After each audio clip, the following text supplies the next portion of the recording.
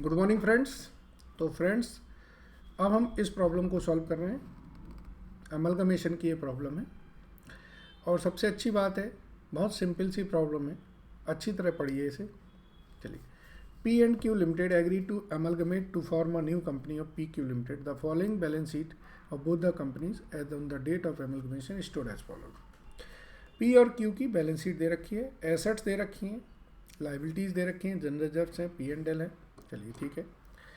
PQ Limited took over the assets and liabilities of both the companies at book value after creating provision 5% on stock and debtor and depreciation on furniture fittings and plant and machinery. Debtor of P Limited include 25,000 due from Q Limited. Okay. तो ये inter owing जब हम करेंगे तो उसमें से आ जाएगा adjustment. ठीक है जी। Now PQ Limited will issue 5% preference share of 20 each at 22. 18 रुपये पेड अप है, 4 रुपीज़ पर शेयर का प्रीमियम है in both the companies. 6% equity shares of 20 each at 22 for each share held in both the companies. In addition, necessary cash. Wow friends, देखिए क्या लिखा है इन्होंने, नेसेसरी कैश, यानी कि ये नहीं पता है कि कितना पैसा है, तो इसके लिए फिर मुझे नेट एसेट से परचेज कंसीडरेशन निकालनी पड़ेगी। PQ Limited will pay cash to the equity shareholder of both the companies in order to adjust their right as per the intrinsic value. So friends, सबसे पहले एक वर्किंग नोट बना के हमें purchase consideration निकालनी पड़ेगी। बिना वर्किंग नोट के परचेज कंसीडरेशन नहीं निकल सकती है।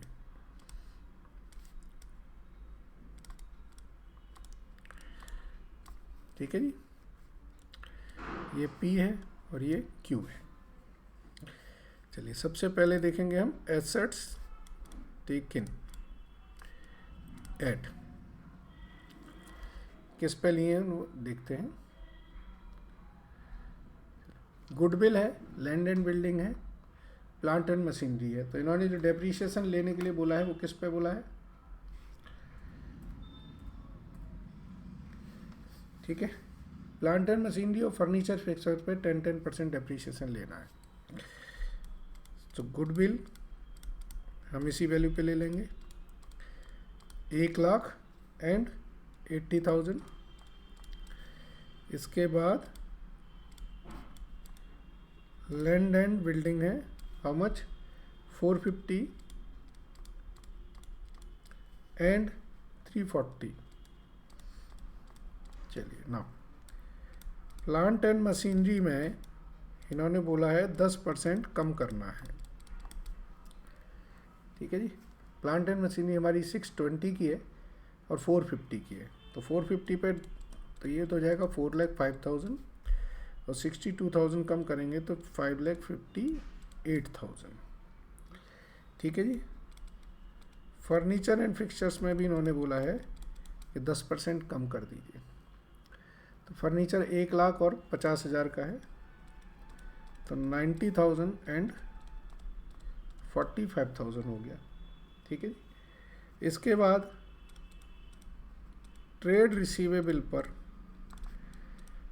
इन्होंने बोला है कि 5% आप अपनी वैल्यू को कम कर दीजिए।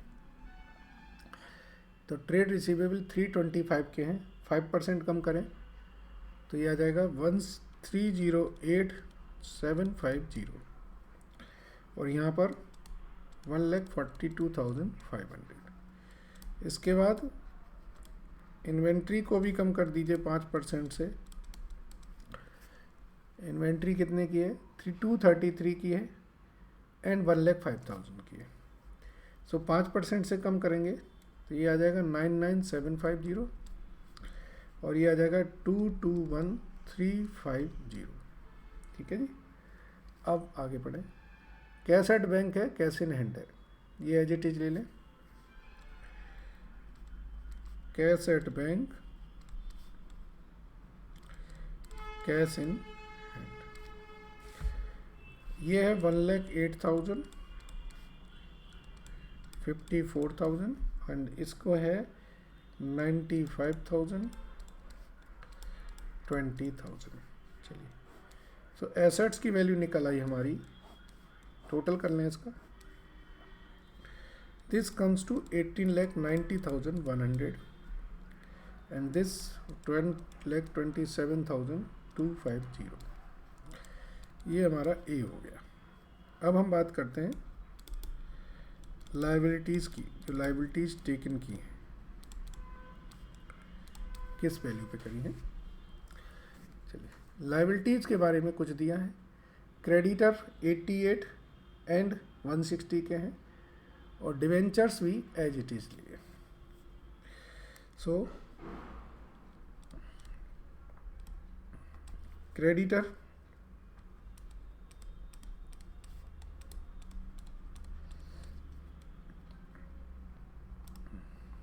Debentures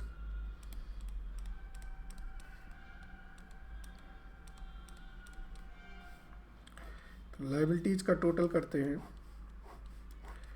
this comes to 2,60,000, 2,88,000। तो net assets taken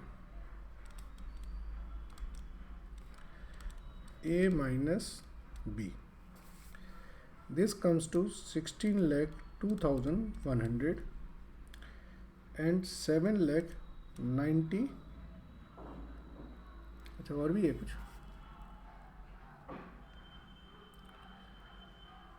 secured loan भी है।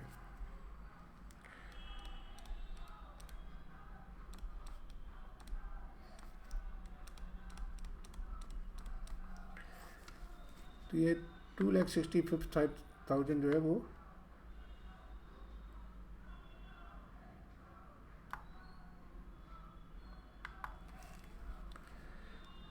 $4,35,000 हो जाएगा। ठीक है जी। तो इसका टोटल आएगा 7,92,250 और यही हमारी क्या होगी, परचेज कंसीडरेशन। चलिए, अब वो हमें दे क्या रहे हैं इसको भी समझ लें।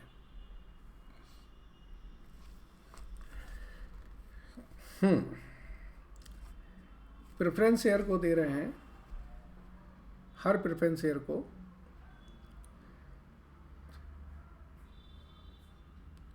22 रुपीज़ पे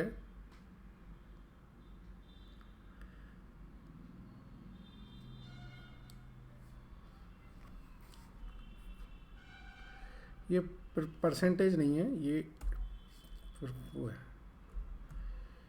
ये ठीक है, क्योंकि 20 रुपये का 100 रुपये में है। तो देखिएगा, अब समझ में आएगा। सो टू प्रेफरेंस शेयर होल्डर वो क्या दे रहे हैं, वो दे रहे हैं 5 preference share in for each share के बदले में। तो अब आपके पास कितने शेयर हैं, 3,800 and 2,800। So 3,800 into 5 and 2,800 into 5, that is 19,000 shares, 14,000 shares. ठीक है, एट 22 ये कितना होता है देखिए जरा, 19,000 इंटू 22, 4,18,000 एंड 3,08,000। ये तो प्रेफरेंस शेयर को दे रहे हैं। Two equity share, 6 equity shares for each share. अब देखिए आप, हमारे इक्विटी शेयर कितने हैं, 80,200 एंड 3,200 है।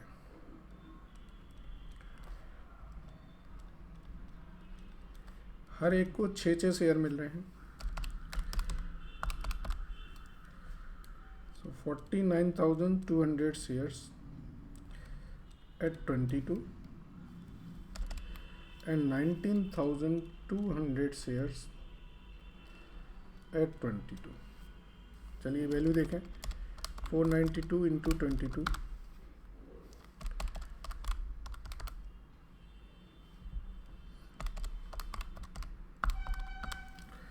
तो ये होगा 10,82,400।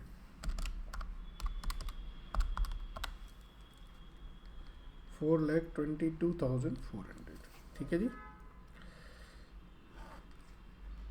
टोटल परचेज कंसीडरेशन कितनी है? वो है 16,02,100, 7,92,250। सही है, बिल्कुल ठीक है सर। तो बैलेंसिंग फिगर निकाल लीजिए आप। तो 4,22,500 प्लस 3,08,000 माइनस 7,92,250। तो ये हमारा आ रहा है 61,850। और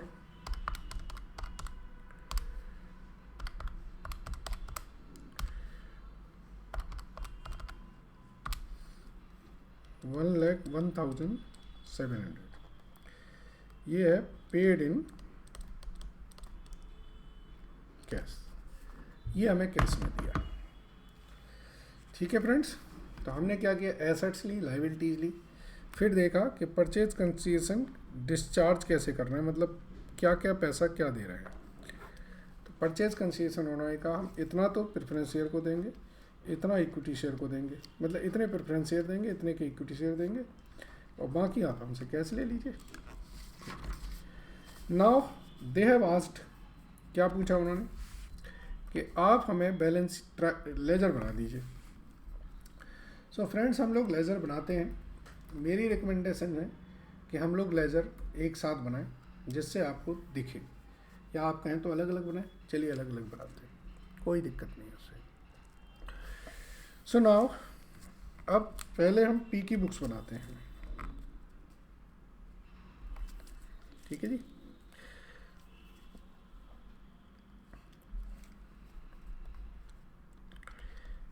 ये पी लिमिटेड की बुक्स हैं। तो पी लिमिटेड की बुक्स में एक तो बनेगा हमारा रियलाइजेशन अकाउंट,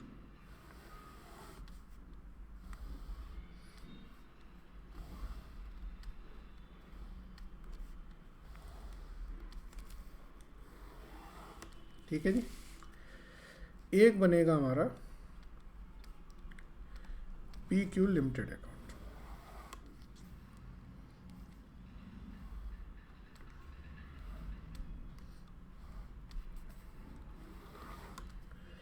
एक बनेगा हमारा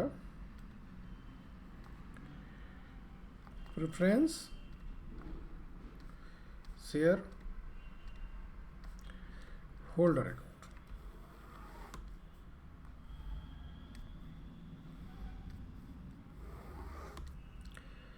एक बनेगा हमारा equity share holder account.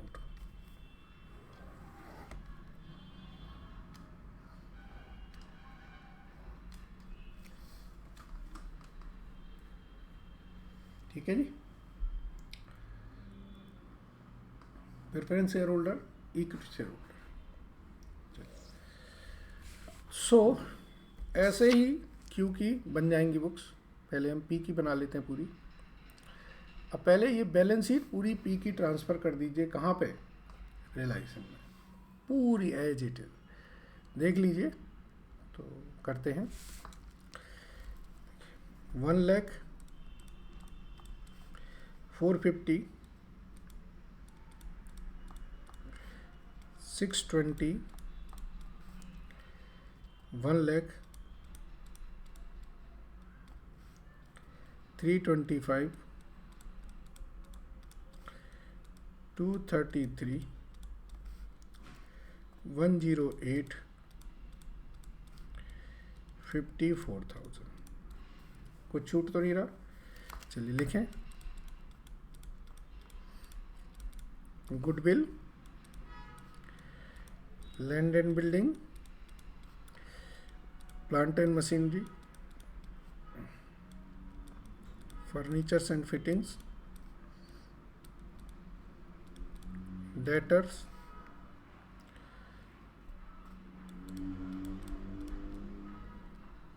Inventory, bank, cash, यहाँ तक एसेट्स हमने ट्रांसफ़र कर दी। अब लाइबिलिटीज़ में देखें तो 88,000 and 2 lakhs, 88,000, 2 lakhs। Trade payable,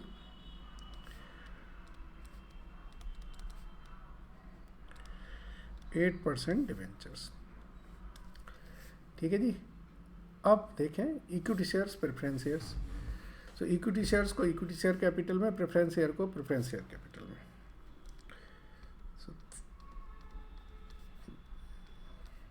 कितने परसेंट प्रेफरेंस शेयर है? 9%। 9% प्रेफरेंस शेयर कैपिटल। ठीक है जी। 8,20,000 की हम लिखेंगे equity share capital. Done. Done. अब देखिए क्या बचा, general reserves and profit and loss account है। सो 1,50,000 के जनरल रिजर्व्स हैं और 3,52,000 के, आई थिंक सो 3,52,000 के आपके। चलिए डन। डन। अब इनकी परचेज कंसिडरेशन कितनी आ रही थी? 16,02,100। तो आप लिखेंगे 16,02,100 by PQ limited. 16,02,100 to realisation account. Preference share in company PQ limited हमें 4,18,000 के मिल रहे थे and equity share in PQ limited हमको मिल रहे थे कितने? 10,82,400 के एंड 1,01,700 ये हमें पैसा नगद मिल रहा था। ये टैली कर लीजिए।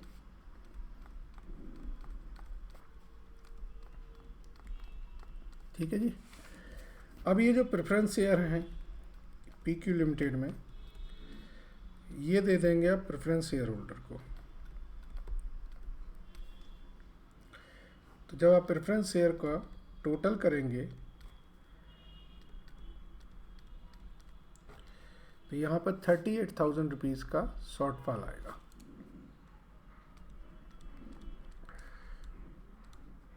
ये एक्सेस जो पेमेंट आपने की है प्रेफरेंस शेयर को, वो आप रियलाइजेशन अकाउंट में ट्रांसफ़र कर देंगे।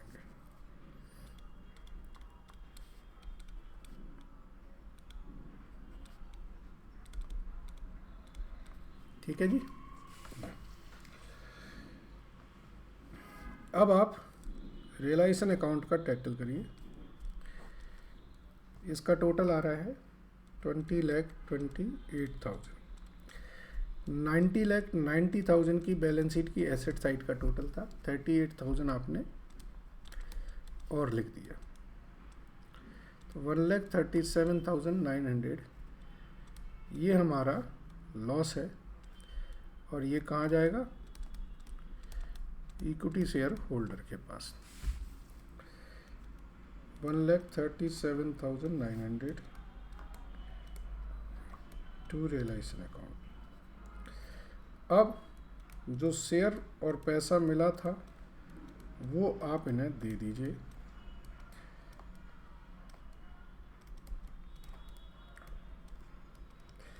और फिर bank equity share holder account को टैली करिए। क्या ये टैली हो रहा है? 99% ये टैली होना चाहिए, क्योंकि हमारे पास और कोई बैलेंस बचा ही नहीं। ये 13,22,000 का इस तरफ का टोटल है।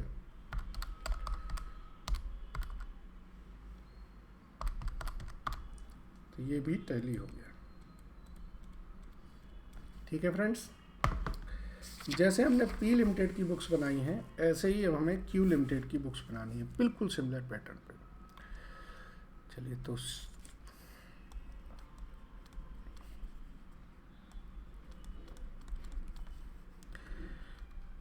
तो क्यू लिमिटेड की बुक्स में भी एक हम रियलाइजेशन अकाउंट बनाएंगे।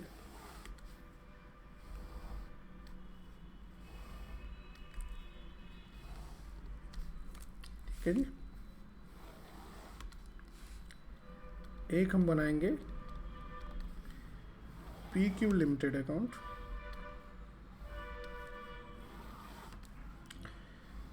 एक बनाएंगे हम preference share holder account,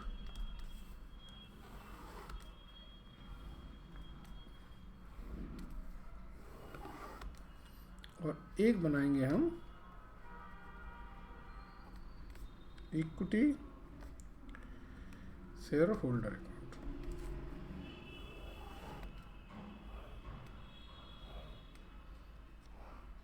done. पहले जो बैलेंस शीट है, अब जैसे पी की थी ऐसे पूरी क्यू की को ट्रांसफ़र कर दें एक तरफ से, बिल्कुल ठीक है। रियलाइजेशन वगैरह जहाँ जहाँ करते हैं वहाँ ट्रांसफ़र कर दें। चलिए करते हैं। 80,000, 3,40,000, 4,50,000, 50,000, 1,50,000, 1,05,000, 95,000, 20,000। चलिए इनके नाम लिख दें। Goodwill, land and building, plant and machinery, furniture fixtures, trade receivable, inventory, bank balance, cash balance. ठीक है जी। अब लायबिलिटी साइड में करेंगे 8% डिवेंचर्स। ट्रेड पेबल हमारे कितने थे यहाँ पे, 160 के, और एक हमारा अनसिक्योर्ड लोन भी था यहाँ पे 175 का। ठीक है जी।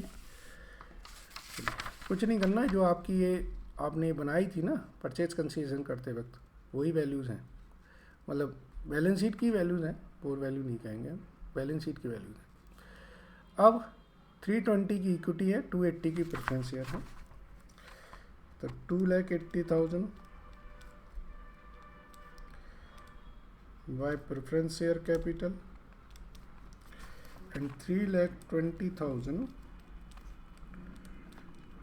बाय इक्विटी शेयर कैपिटल से। जो रिजर्व्स हैं 50,000 और 2,05,000 के, वो भी यहीं चले जाएंगे।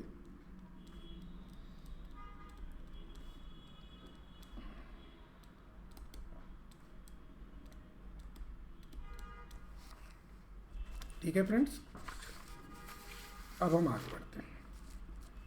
यहाँ तक करने के बाद हम पूरी बैलेंस शीट ट्रांसफ़र कर लिए हैं। एक बार देख लें, पूरी एसेट्स गई रियलाइजेशन में, लायबिलिटीज गई रियलाइजेशन में, शेयर कैपिटल शेयर होल्डर्स में गई, और जो भी रिजर्व्स थे वो इक्विटी शेयर होल्डर में गए। Done done. अब अगली एंट्रीज, तो इसको डिफरेंट कलर कर दें। परचेज कंसीडरेशन की एंट्री करेंगे तो पी क्यू लिमिटेड,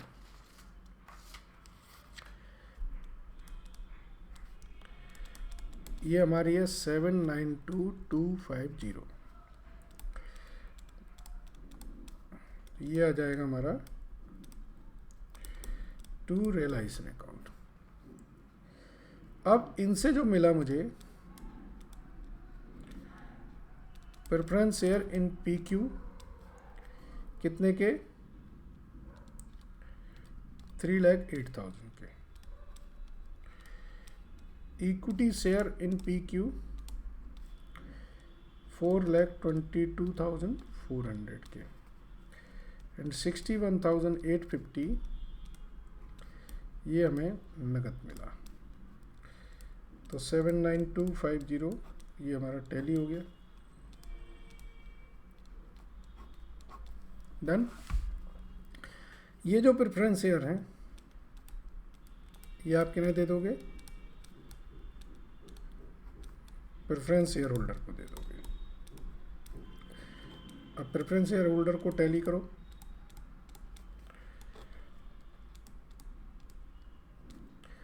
तो यहाँ पर आपको 28,000 का डिफरेंस आएगा। ये वो है जो आपने एक्स्ट्रा पैसा दिया था, ये रियलाइजेशन अकाउंट में ट्रांसफ़र कर दीजिए।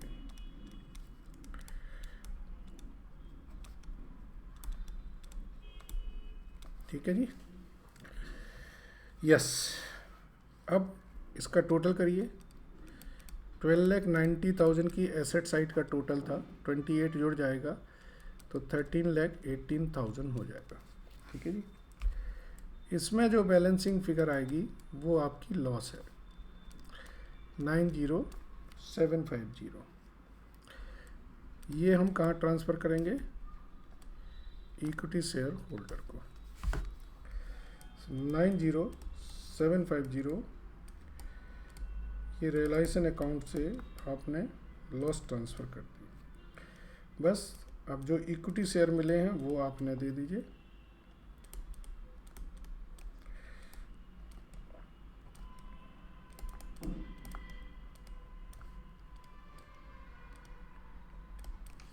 इसका टोटल करिए।